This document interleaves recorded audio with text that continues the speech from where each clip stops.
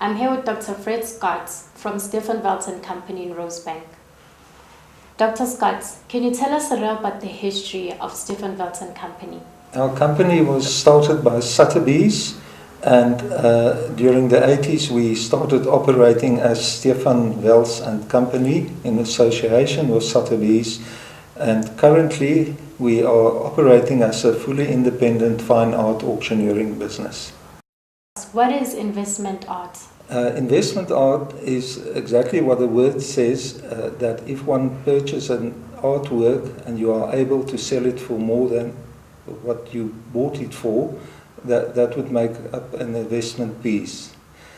It's more difficult to decide which works to purchase that would become investment art, and for that one should approach knowledgeable people to advise you. Is South African art different to European and American art? What is produced by artists depends on social, economic and political situations, which differs from countries to country. What is Black South African art? I wouldn't like to put art in boxes because it all depends on the person. How does one invest in Black South African art?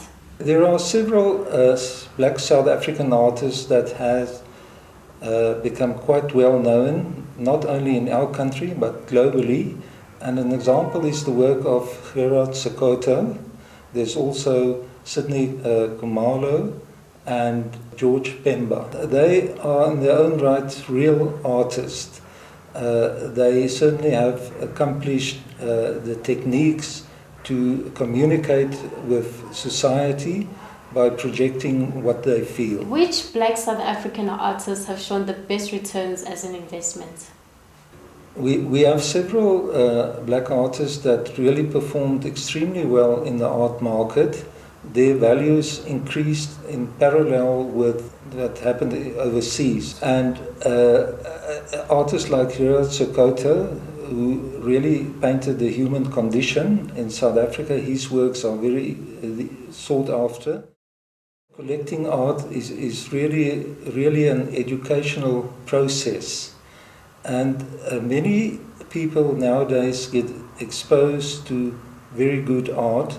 They start to understand the works and the values associated with it, and we are seeing that the young middle class are starting to buy good artworks. Is there any way to track the returns on art investments? There are companies that keep track of all auction results, and these results forms a benchmark for an artist's value. I believe that these artworks are actually in very good hands. They are being looked after and under proper conditions in museums, and it should actually stay in those museums where they are available to many more people that have an opportunity to view the works. In South Africa, there's a lot of new black artists now. Can they be sustained by private buyers? I certainly believe that there are a new class of collectors emerging that would buy all the new contemporary works made by African artists.